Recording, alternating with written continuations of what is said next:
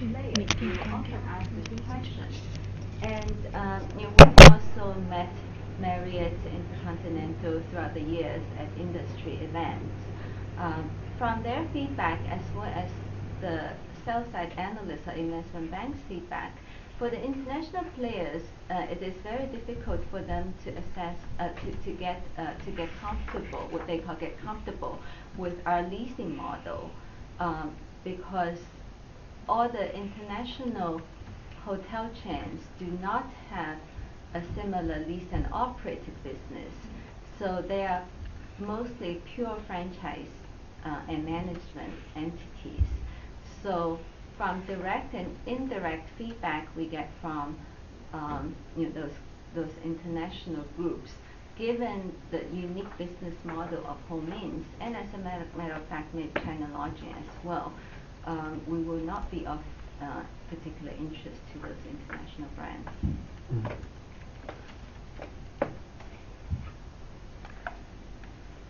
And so, hello? Yeah, sorry. Let's see. So you don't have awareness then of any entities that may not have been contacted during the market check process either, right? That's correct. We have no knowledge of who was contacted and who was not. Okay.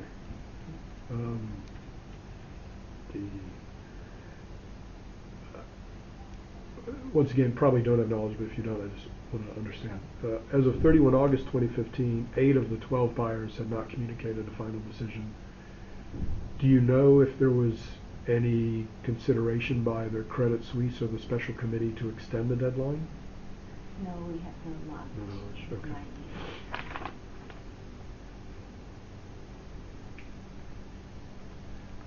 And from your perspective, do you have any awareness of any takeaways or key information that came from the 31 August 2015 meeting between Credit Suisse and the special committee regarding the market check?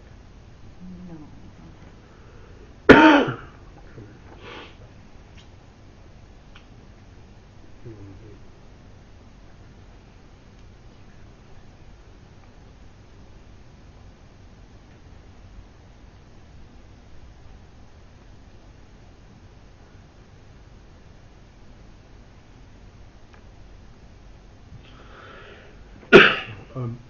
Talk a bit about the offer from CLG, if we may. This is number 8. When do you have awareness as to when the special committee first became aware CLG had interest in acquiring Ho-Mins? We actually only became aware of some of the details first from the 13E3 filing, and later from when Simpson Thacher eventually provided us with the special committee meeting minutes. As the background of it was just CLG's founder and chairman, Ji Qi, was actually part of Ho-Mins in the early days. And when he left to form Ho-Mins, to form CLG, apparently two companies become competitors. So the two companies were never on very good terms. So we were not aware, the CLG offer, and some of the buyer group members believed the CLG offer might have been intended to make the acquisition more expensive for the buyer group. So that's all what we've heard, but really the detail of when CLG approached the special committee and then how it made an offer, but later special committee requested a call, but their CFO indicated that they were no longer interested. All this only became aware to us from reading the special committee meeting minutes. And just to note that the reasons the special committee meeting minutes became available to us very later on was also because we, throughout this process, we requested Simpson Thacher for the information. And we're not aware what's going on with Simpson Thacher and the special committee. But the transaction got into a point that at a later stage, the negotiation from the buyer group and the special committee was so intense that the special committee and the buyer group members are still on, non-speaking terms. So it's very difficult for us to approach the special committee directly to ask for any information because they would refuse to provide anything that they perceive might be beneficial to the buyer group. So the only interaction between us that relates to the special committee through this process, we were only able to do with to request from Simpson Thacher, and we take whatever they gave us.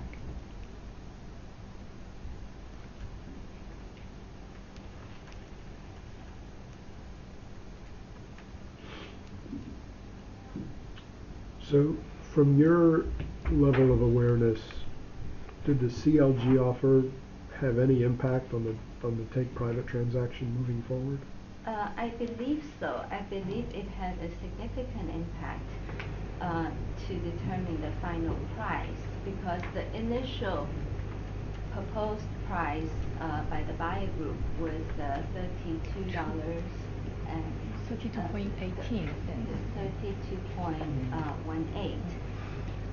And I was in the November 8th and November 18th meeting when the special committee members and some members of the buyer group were present. The CLG proposal number came out repeatedly without any justification or reason.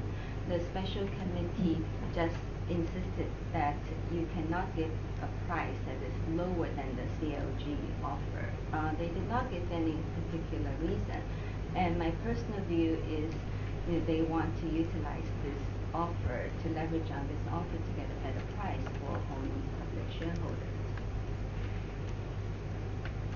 Even though the offer was later withdrawn.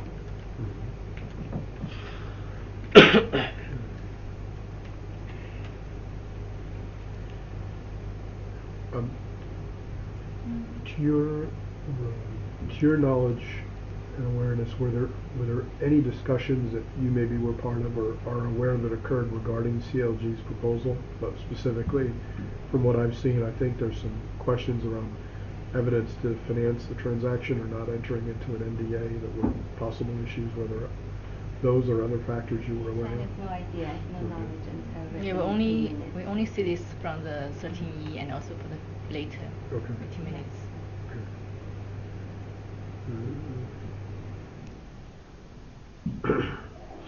I assume this is number 12. There's also no awareness here, but just in the interest of completeness. CLG requested further clarity from the special committee on the process going forward. According to documents we reviewed, was there any communication that you're aware of between CLG and Credit Suisse, or CLG and the special committee between the 7th September call, when CLG verbally withdrew their offer on 17th September? No, we're not aware, except for those indicated in the special committee meeting minutes. Sure. 13. I know you touched on this briefly, but what, from your perspective, either as you became aware of through reading documents or from your own experience, what do you think were the main factors that CLG considered in withdrawing its proposal?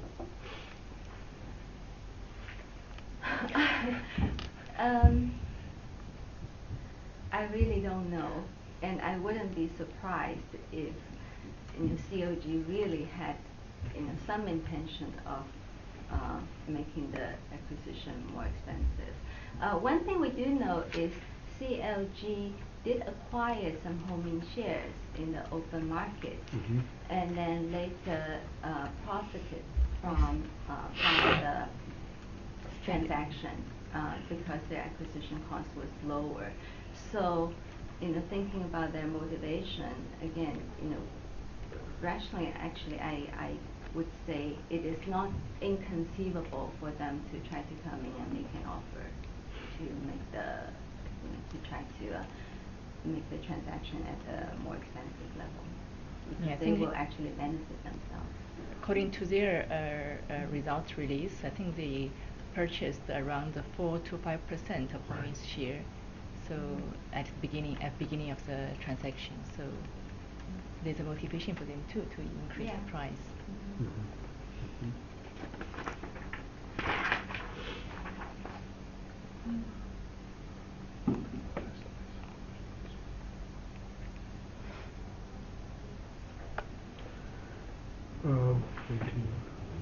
So my understanding is, May, both you and Kathy elected not to participate in the share exchange.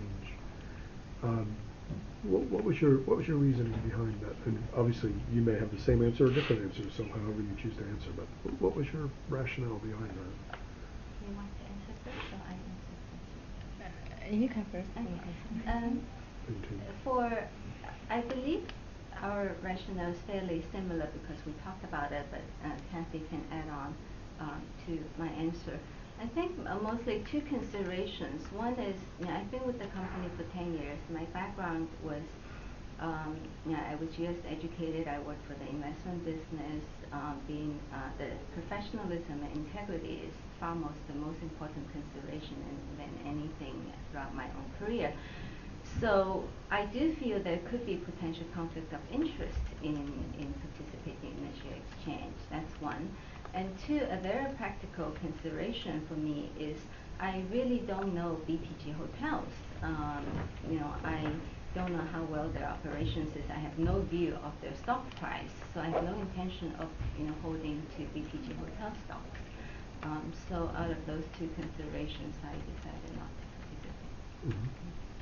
Yeah, we are very similar. Just for the second point, one more factor is that for this kind of share participation, is lots of uncertainties involved because need to go through the regulatory approval, and this transaction is unprecedented in the Chinese capital market.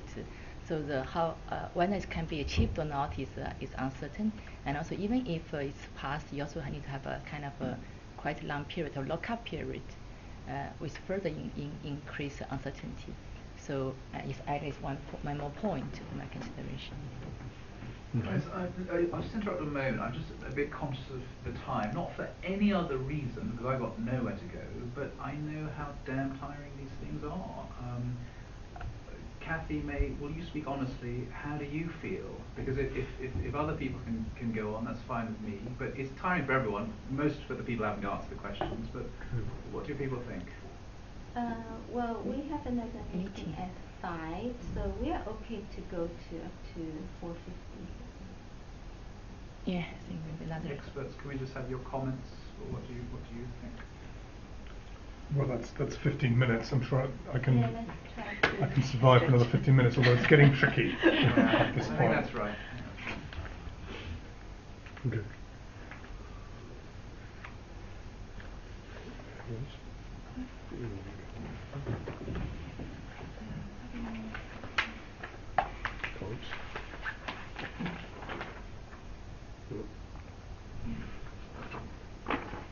So I'd like to change topics a bit, if I may, and talk about guideline public companies. So from the various documents we've seen, we understand different companies at different times for different purposes have decided you're similar enough to this or that company for purposes. And I guess one of the things I wanted to do was hear from yourself, in your own words, based on what you've seen, it's not really who your competitors are, but if you're looking to develop a benchmark that says if they're worth X, we should be worth Y, and that's maybe a measure by EBITDA or revenue or number of keys or number of those, whatever. There's a lot of different metrics that could be used. But as you're looking to that and trying to estimate, they're similar enough that with some adjustment, that's a good benchmark to look at. What companies come to mind and why? Okay, well, we will give you our view. That does not necessarily mean these are the correct answer, or that's the way how it should be. It's Understood. really you would probably have much better assessment than us. But when we look at our business and benchmark ourselves against other companies, China Lodging is definitely the one we look at the most often. I would say the second set of comps we look at, China Lodging is one, and then 7 Days or Platino Group before it was taken private was also a good benchmark for us. Before it was taken private in 2012. 2013 or 2012? Yeah, 2012. End of 2012. Yeah, because after that they've gone through some restructuring and now they're somewhat different. So China Lodging and then 7 Days, and then we also look at Hilton, Marriott, Choice Hotels, and Starwood before it was acquired by Marriott. Not Starwood Properties, but HOT, and Intercontinental. So those are the companies we look at. I think China Lodging, for obviously reasons, we play in the same market, we play in the same segment. Our performance has diverged more substantially ever since 2013.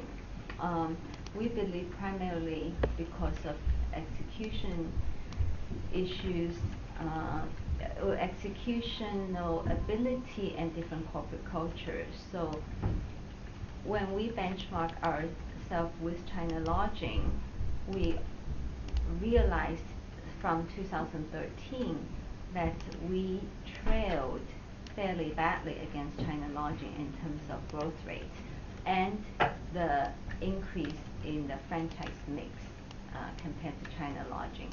And the city mix also we have some disadvantages. The tier of cities geographic mix. With 7 Days before 2012, we benchmark against them with keeping in mind the difference is that they have always had a slightly higher franchise mix, but they also have slightly lower RevPAR and smaller properties. So we believe the quality of property of 7 Days is not as good as Ho Min's or China Lodging. And then with the international groups, we benchmark against them more as an aspiration as opposed to direct comp. First of all, they're very different from us because they operate in different markets. Also, they're mostly in high-end segments, and they have mostly a pure franchise or management business. But we look at them nevertheless. We look at the ability to grow, even with a large base and things like that. Then Choice Hotel is another company we look at fairly closely because they're in the economy segment. They have a large market share, and they are able to continue to grow at least somewhat, even after they reach a large base. However, the difference between Choice and Ho Min is, one obviously different market. They're mostly U.S. We are all China, and two, they're 100% franchise. But we still have a substantial, especially on the revenue side, we drive substantial amount of our revenue still from the lease and all. 85%. Yeah. So these are the group of companies that we look at. China Lodging is the most direct comp, except on the growth rate and the business mix, especially in recent years. And all the others have similarities but also differences. And what about the company that ultimately acquired 7 Days? So, was it Shanghai? Jinjiang Group. Yeah. We do not look at so much at Jinjiang or Shangri-La or some of the Hong Kong listed hotel companies because they're very much asset heavy. They own a lot of the properties. So we believe especially from a business model and valuation Valuation, perspective, yeah. we don't think it's a good reference for us.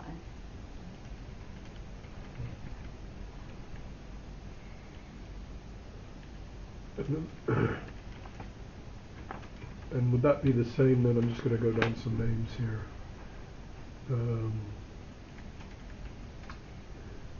Would that be the same for Jinling?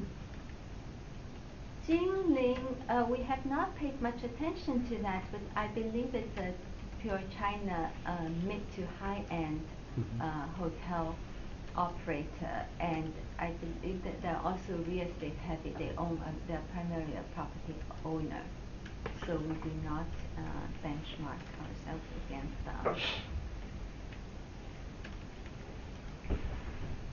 Again, I could be wrong. We are not. We don't. Yeah, we don't look at. Jinling is a listed outside. company. Right.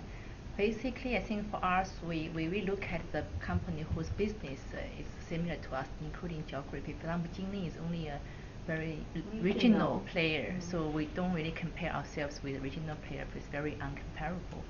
If you look at the national-wide players, I mean, May has mentioned that's 7 Days and say LG is our similar kind of counterparts. For Jinjiang Group, the one you mentioned, Jinjiang Group, we very often look at their every annual report, we look at their quarterly earnings release, but mostly we pay attention only to the Jinjiang Zhixing JJ Star segment to benchmark against our own performance and the operational, pace yes. of development. Yeah. For the financials, it's all put together, so we are very difficult to Yes, Yeah. we compare with And each the other. valuation, we don't think that's comparable or relevant. 5 minutes? Ian? 5 minutes? I mean, I think, Yeah. well, it's up to you guys, but if we look at the time. You can follow up with the rest of them, right?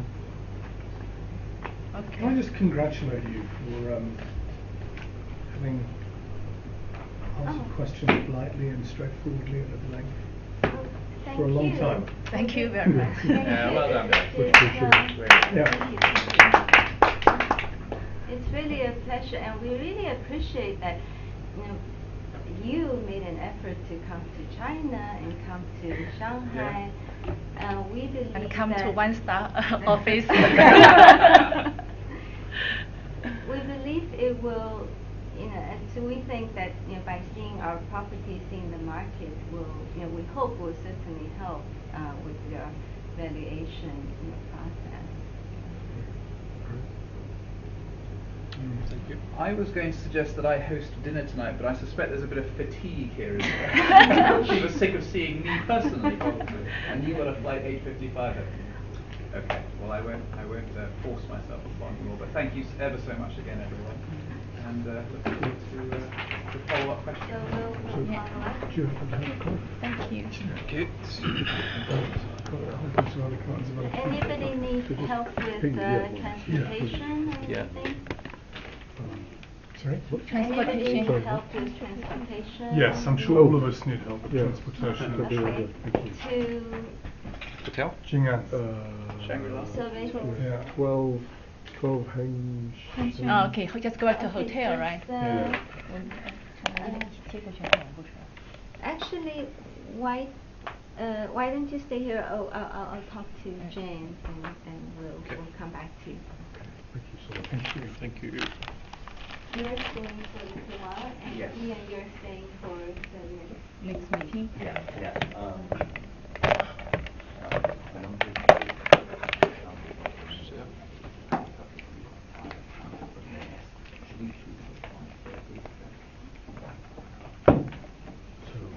what's your thinking? Okay, so why don't you go to my office? I'll just get the admin stuff. Thank you. Well, let's As a matter of leave form, Ian and Elliot here. They should have some have privacy, and then we can go get some privacy too. that constitutes the end of this management meeting. And then we should take the 28 days from that, and we should try to get any follow-up questions, let me go and discuss that with you. phone call and say, oh, we're good, yes, we're good, then that's fine. Off to the races, that's what I think. I mean, you don't want to look like But you're let me not speak to taking the order seriously. Right, Paula, shall we? Um, Yeah. but So I we'll think say it would goodbye.